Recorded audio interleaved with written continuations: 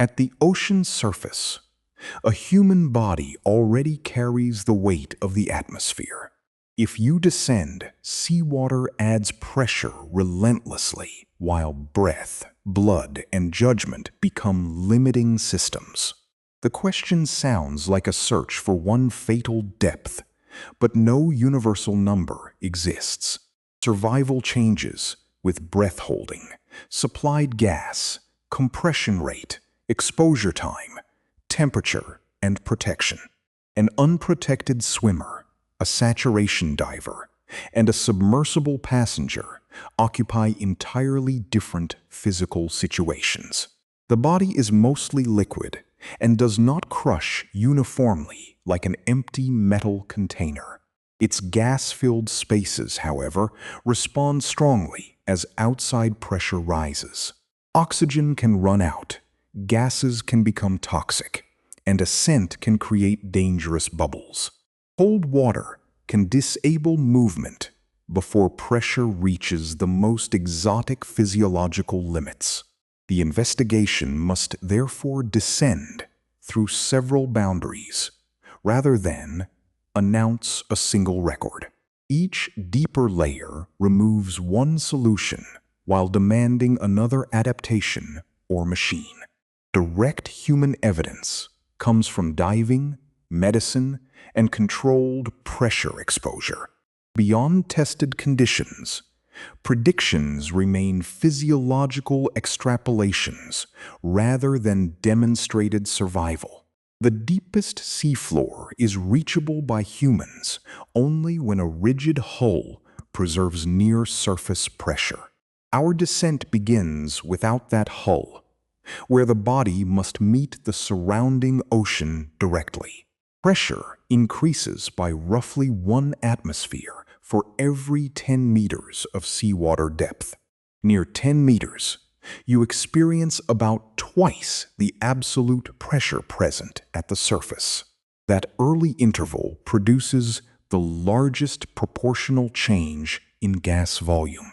Air in the middle ears and sinuses compresses unless pressure is carefully equalized. Failure to equalize creates tissue stress, pain, and potentially damaging barotrauma. A descending diver senses pressure, adds gas to an accessible space, and restores balance. That Q-action response protects delicate boundaries, but does not supply metabolic oxygen.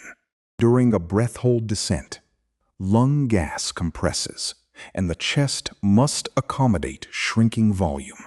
Blood shifts toward the thorax, helping support vessels and organs under increased surrounding pressure. Experienced breath-hold divers develop functional responses, yet training does not abolish hypoxia or injury. Carbon dioxide rises during apnea and creates an increasingly powerful urge to breathe. The diver turns upward, but oxygen pressure then falls as surrounding pressure decreases. That reversal can precipitate loss of consciousness near the surface, despite apparent success below. Depth, therefore, hides a delayed danger along the returning path. Compressed gas equipment solves the immediate supply problem by delivering gas near ambient pressure. Lungs remain ventilated, while inhaled molecules now exert higher partial pressures. Nitrogen can impair thinking and coordination as its partial pressure increases. The effect varies among people and dives, so a precise impairment depth is unreliable. Oxygen becomes hazardous when its partial pressure remains too high for sufficient time. Central nervous system toxicity can include sudden convulsions, especially dangerous underwater. Carbon dioxide retention can intensify respiratory distress and interact with other gas effects. Gas density also rises, increasing the work required to move each breath. Thus, breathing at depth replaces lung compression with a different cascade of constraints. Hyperbaric chambers reproduce selected pressures, while clinicians control gas mixtures and exposure. These experiments directly document responses within ethical limits, not the ultimate point of death. Physiological monitoring records breathing, circulation, temperature, coordination, and neurological performance. Operational dives add real currents, workload, equipment resistance, stress, and imperfect visibility. Neither setting alone represents every body or emergency.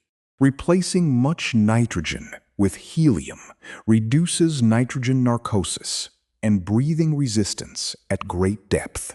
Helium also increases heat loss and changes communication, requiring environmental and technical compensation. Very high ambient pressure. Divers may develop high-pressure nervous syndrome, tremor, altered coordination, sleep disturbance, and cognitive effects can emerge, especially with rapid compression. Slower compression and modified gas mixtures may reduce symptoms without proving unlimited tolerance. Pressure itself also changes protein, membrane, and nervous system behavior at microscopic scales. The precise combination producing failure differs with time, temperature, gas, and individual susceptibility. Inert gases dissolve into tissues during exposure according to pressure and tissue blood flow. During ascent, ambient pressure falls, and dissolved gas can form bubbles. Those bubbles may injure joints, nerves, lungs, or circulation in decompression sickness. Ultrasound bubble detection observes some circulating bubbles, but absence of symptoms is not proof of zero injury. Decompression schedules estimate safe ascent patterns from models tested against incomplete human data.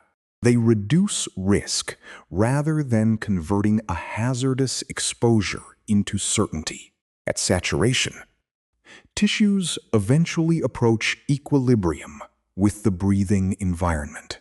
Remaining longer then adds little additional inert gas loading, but decompression still takes substantial time. Divers can live in pressurized habitats and travel to work sites while remaining at ambient pressure. This arrangement extends useful exposure, yet evacuation and medical treatment become complicated. The deepest ambient pressure human exposures have required exceptional planning and cannot define a species-wide threshold. Records demonstrate that particular people survived particular protocols, not that any deeper step would be fatal. Operational records provide additional evidence, but uncontrolled events rarely isolate one cause. Ethics prevent experiments designed to discover the exact lethal boundary. Consequently, the maximum survivable ambient depth remains conditional and partly unknown.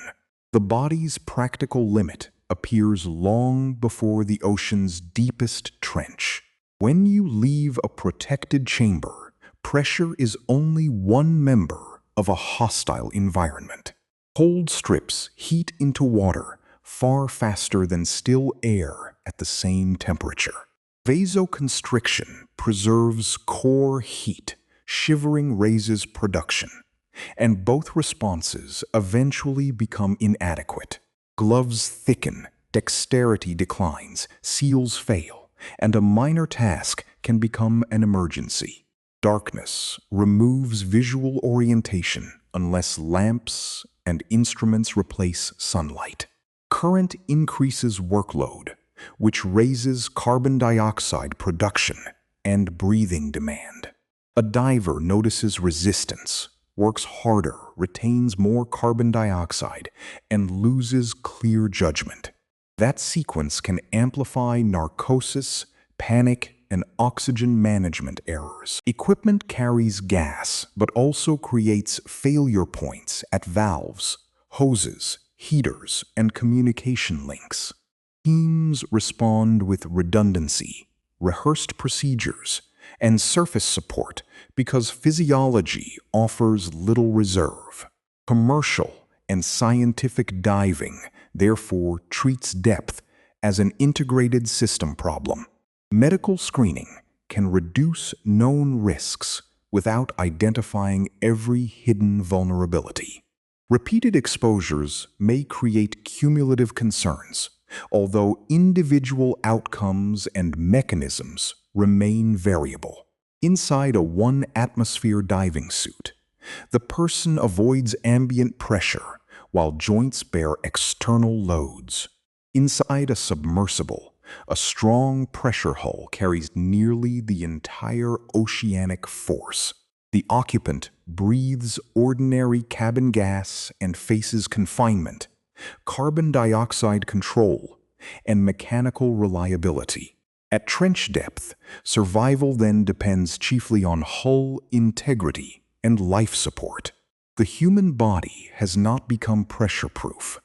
Engineering has kept the pressure away. This distinction explains how explorers reach depths no exposed diver could physically operate within. Future evidence will refine safe operating envelopes rather than reveal one simple biological depth. Improved monitoring may detect neurological stress, breathing failure, or decompression risk earlier. Continued physiological monitoring across careers may reveal subtle lasting effects from repeated exposure. Chamber research can compare gas strategies while stopping well before catastrophic injury. Engineering data will continue extending protected descent independently of ambient pressure physiology. When you imagine the next kilometer, first ask whether water pressure reaches the body. If it does, breathing gases, compression, cold, time, and decompression jointly determine survival. If it does not, the hull and life support system define the immediate boundary. No ethical experiment can certify the depth where every unprotected human would inevitably die. Individual variability also prevents a successful exposure from becoming a universal promise. The strongest conclusions remain within observed protocols and established gas physics. Speculation begins when those conditions are extended beyond measured pressure, duration, or physiology. At the surface, the question invited a single number beneath the waves. At the bottom, evidence returns a conditional answer built from body, gas, time, and protection. A human can survive the deepest ocean inside a sound pressure vessel, but no known body can meet that ambient abyss unaided.